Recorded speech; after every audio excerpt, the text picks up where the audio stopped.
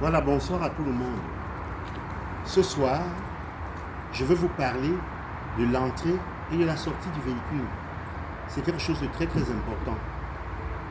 Cela peut paraître anodin, mais lorsqu'on arrive lors des examens, on se rend compte.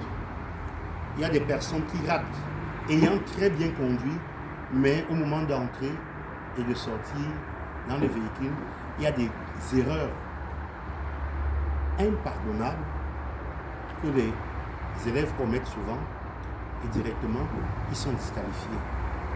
Alors, lorsqu'on parle de l'entrée et la sortie, il faut comprendre le pourquoi. Pourquoi est-ce qu'on demande cela?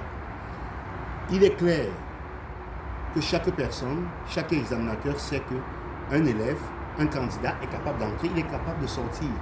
Mais la question qu'il faut se poser, est-ce que lorsqu'il sort ou lorsqu'il entre, il le fait dans les règles de l'art et il prend toutes les précautions d'usage?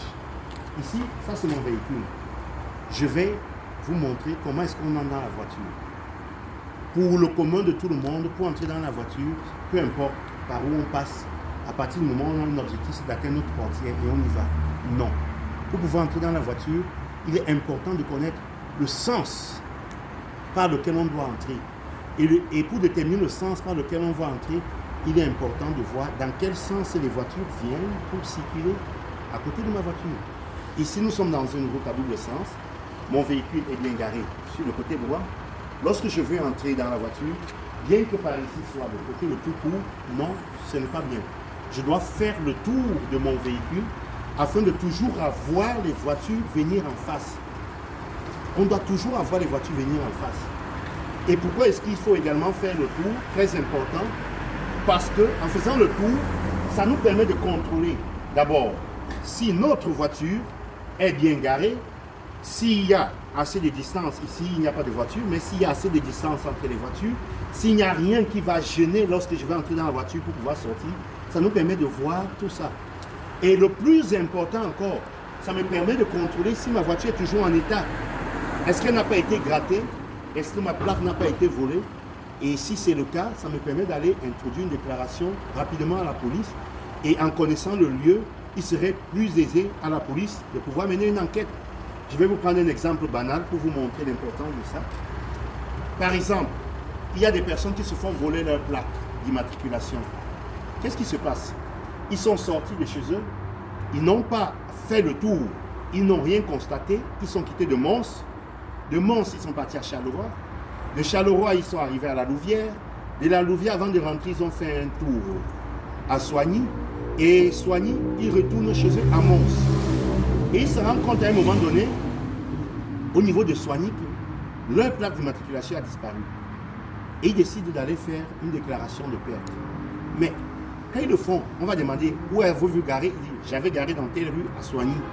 Et ça a disparu aux environs de quelle heure? Ils diront, non. J'ai garé là-bas autour de midi et je suis revenu à midi 13h.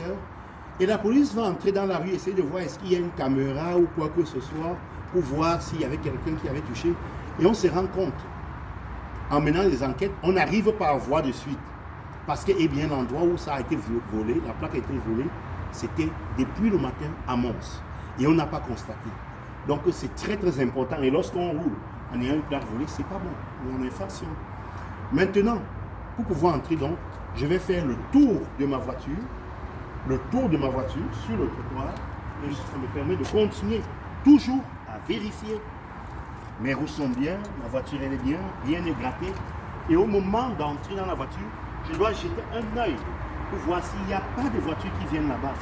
C'est la raison pour laquelle on nous fait descendre. On doit jeter un œil pour savoir est-ce qu'il n'y a pas de voiture qui arrive. Voilà par exemple une voiture qui arrive. Je ne peux pas m'avancer pour aller m'ouvrir la portière. J'attends sur place et que la voiture passe. Et une fois que la voiture est passée, alors je peux donc venir aisément à ma porte et ouvrir mon véhicule. Et lorsque j'ouvre ma voiture, pour pouvoir entrer, j'envoie d'abord mon pied à l'intérieur et je pose, je m'assois et ensuite je glisse et je mets le deuxième pied. Voilà. Et ensuite, je ferme ma porte.